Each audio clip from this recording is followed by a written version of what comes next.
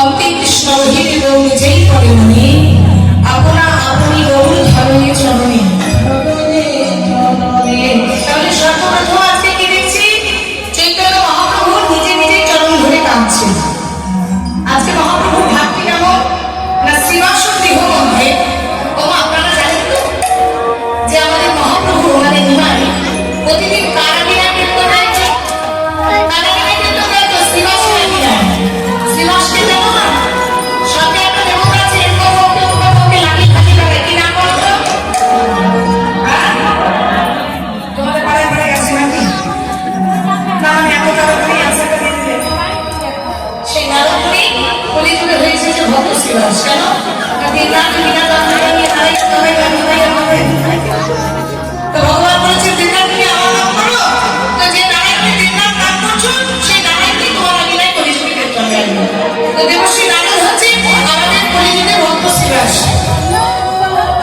ঘুমবেন না এখনো হাতে বিশাল করে নিয়ে ঘুমিয়ে গেলে হবে চাকরি মিষ্টি বাবা অনেক কিছু বাকি আছে মুশকিল হলো এখন ঘুমবেন না ঘুমবেন না একটা বছর একটু জেগে থাকবে তারপর ছবি দিয়ে দেবো। এবার দেখো সেই ভক্ত শ্রীবাসের আগে আজকে চিন্তা করে মহাপ্রভু আমার নিজে নিজে পায়ে ধরে টানছে। আমি যার বাড়িতে আছি তার বাড়িতে ধরুন আপনারা দেখা করতে গেছেন অনেক সময় চেপে সঙ্গে দেখা করতে যান। এবার কেউ দেখা করতে গিয়েছে দেখা করতে গিয়ে দেখলেন কি আমি আমার নিজের পা ধরে টানছি। আপনারা বলবেন বাবা কীর্তনিয়াকে দেখতে গেছিলাম তো গিয়ে দেখলাম নিজে নিজে পাগা ধরে ধরে টানছে নিশ্চয়ই পাগল আছে কি যে কমিটি তাকে বাপুকিং করে নিয়ে এসছে কে জানে। আপনারা বলবেন আমি পাগল হয়েছি আমার মাথা ঠিক নেই কিন্তু যারা আমার সঙ্গে সবসময় থাকে এরা তো আমার সঙ্গে সবসময় থাকে যখন আমরা সংসার থাকি তখন সময় এরা আমার সঙ্গে বেশি সময় থাকে তাহলে এরা নিশ্চয়ই আমাকে পাগল করবে না এরা নিশ্চয়ই বুঝতে পারবে যে আমি পাগল করে কেমন কাঁদছি। তো আজকে যখন নিমাই নিজের চরণটা ধরে কাঁদছে তখন কেউ বুঝুক না বুঝুক একজন হয়েছে কে জানেন সে হচ্ছে গদাধর। গদাধর কে গদাধর কে গদাধর হলেন কলিযুগের রাধারানী। কৃষ্ণকে কে বুঝতো কৃষ্ণকে বুঝতো রাধারানী। তেমন আজকে নিমাইকেও বুঝবে গদাধর। আপনারা বলবেন শুনেছি রাধা কৃষ্ণ মিলিত আমার বহুত হয়েছে তাহলে গদাধর কি করে রাধারানী হলো? আপনারা রাসলীলা শোনেন তো হয় এখানে রাসলীলা হয় দেখবেন রাসলীলা করে জানি না আপনাদের এখানে কি সিস্টেম হয়। রাসলীলা দেওয়ার পর রাধা কৃষ্ণকে ঘুম পাড়ানো হয় তারপরে দিন কুঞ্জবর্ণ লীলাতে জাগানো হয়। আপনাদের এখানে হয়তো মিলন হয়ে শেষ হয়ে যেতে পারে হতে পারে কিন্তু রাসলীলা করার পর রাধা কৃষ্ণ ঘুমিয়েছিল আর যখন ঘুমিয়েছিল তখন রাধারানী হঠাৎ করে একটা স্বপ্ন দেখে। কি স্বপ্ন দেখলো না স্বপ্নের মধ্যে এক বড় পুরুষকে দেখল। রাধারানী স্বপ্ন দেখে যখন চমকে বসলো চমকে বসে গোবিন্দকে জিজ্ঞাসা করছে হে নাথ হে প্রাণনাথ হে প্রভু এ জগতে সবাই আমাকে বলে সতী নারী তো আমি যদি সতী নারী হই বধূ তাহলে আমি কেন স্বপ্নের মধ্যে এক বড় পুরুষকে দেখলাম?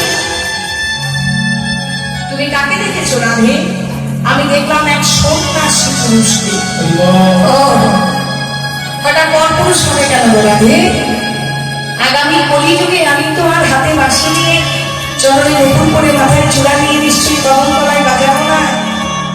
আগামী কলিযুগে আমার রূপটা হবে সন্ন্যাসীর রূপ। তো কৃষ্ণ যখন নিমাই হবে তুমি তো আমার সঙ্গে মিলেমিশে চলে যাবে আমায় দেখতে পাবে না তাই আমি তোমাকে আগাও আমার রূপটা দেখিয়ে দিলাম।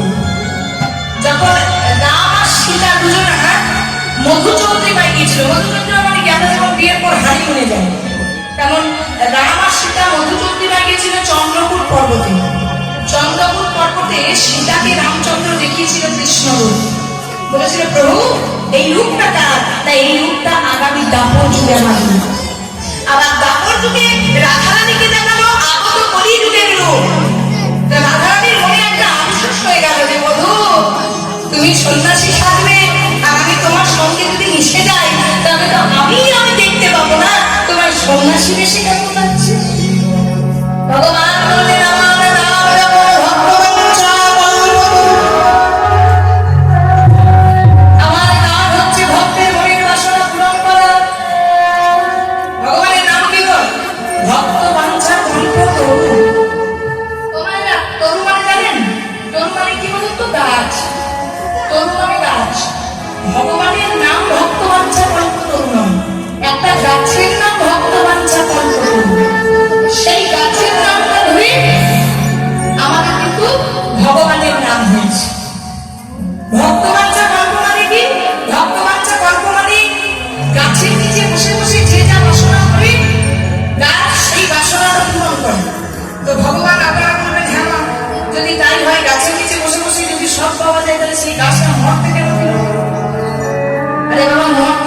দিয়েছিল জানেন। তো আমাদের মতো মানুষগুলো, বিশেষ করে আমার মতো দূরে মানুষগুলোর জন্য তুলে নিয়ে চলে গেছে। গাছ কাটা দিয়েছিল, ভগবান ভুল করে তো নর্তধামে পাঠিয়ে দিয়েছিল। হলো কি, একটা বুড়ি 5 গ্রামে ভিক্ষা করলো, বুঝলেন? 1 গ্রাম নয়, 2 গ্রাম নয়, 5-5 গ্রামে ভিক্ষা করেছে। তো আমার মাসটা ছিল জ্যৈষ্ঠ মাসের প্রথম রোদ। এবার জ্যৈষ্ঠ মাসের প্রথম রোদে 5 গ্রামে ভিক্ষা করে বুড়ি কিন্তু খুব ক্লান্ত হয়ে গেছে। এবার বুড়ি ক্লান্ত হয়ে সেই গাছটা নিচে মাঠ জঙ্গলে বসে পড়েছে একটু জিরোপার জন্য। মানে ক্লান্ত হয়ে গেলে কি মনে হয়, গাছের নিচে একটু বসে একটু আরাম পাবো, হাওয়া বাতাস একটু পাবো। ছায়ার মধ্যে যেই না বসেছে মা, মনে মনে চিন্তা করছে গ্রীষ্মকালে কি হয়, দেখবেন ঘোরাঘুরি করলে জল তৃষ্ণা হয় না। তো বুড়ির মনে করো, আমি ভিখারি মানুষ, আমার জঙ্গলের মাঝে একটা গাছের নিচে বসলাম, এই সময় একটু ঠান্ডা ঠান্ডা জল পেতাম কি ভালো না হতো। তো গাছটা নিয়মই হচ্ছে তাই যে তার নিচে যেটা বসে বাসনা করে তাই পায়। তো সঙ্গে সঙ্গে শরবত থেকে 2 বোতল জল চলে এসেছিল। চাই গাছে ভূত আছে নাকি রে বাবা? জল চাইলে আমার জল এলো, তাহলে কি গাছে ভূত আছে? তো দেখি তো একটু শরবত চাই। বুড়ির বাসনা থাকলে এই সময় যদি একটু ঠান্ডা ঠান্ডা শ্বাস দিয়ে, হ্যাঁ একটু লেবু দিয়ে নুন দিয়ে একটু শরবত হতো কিনা ভালো হতো। দেখতে শরবতে চলে এসছে, বাবা গাছে ভূতই আছে। দরকার নাই ভূত থাকুক, পেশার থাকুক, দৈত্য থাকুক, দানব থাকুক, এখন আমি খেতে পারছি, তখন আবার একটু চাই। মনে মনে চিন্তা করছে, যদি থালা ভর্তি অন্ন তরকারি এটা ভালোবাসে একটু মিশিয়ে দিই, পটল ভাজা, বেগুন ভাজা, আলু পোস্ত, মুগের ডাল, দই চাটনি পাঁপড়, যেটা ভালোবাসে তার সময় একটু একদম বুড়ি যা যা ভালোবাসে মনে মনে ভেবেছে। আর সর্বদিকে কিন্তু সে খাবারও চলে এসেছে। মনে মনে ভাবছে আজকে ভিক্ষা করে এখানেই থেকে যাই, যা চাইছি তাই পাচ্ছি, গাছের নিচেই আমার আজ থেকে বাস হলো, আর আমি গাছের নিচ থেকে হবো। বুড়ির বাসনা বেড়ে চলেছে, খাওয়া দাওয়া হলো, পান্তা ভাতের ওপর নুন চটে না। সেই বুড়ি যদি এত খাবার খায়, হ্যাঁ বুড়ো মানুষের ঘুম আসবে না?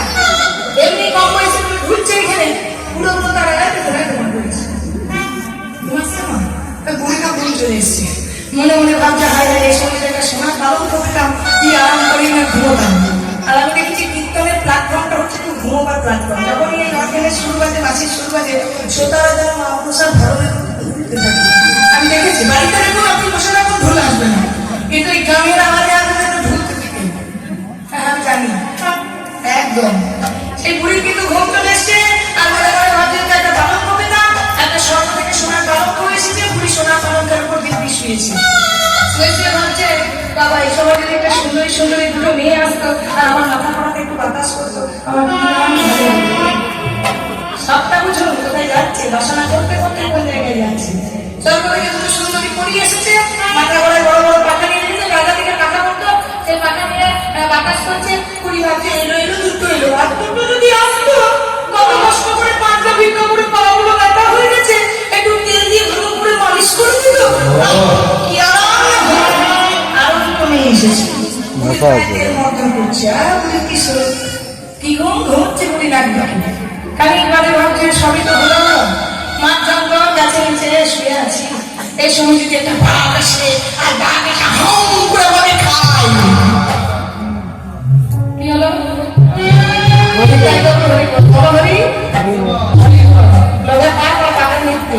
মানে বাসনা জাগতে জাগতে জাগতে জাগতে জাগতে জাগতে মানুষ আর কোথায় যে বাসনা পৌঁছায়, তার জন্য ভগবান কিন্তু গাছটা আমাদের বর্তমানে দেয়নি। গাছটা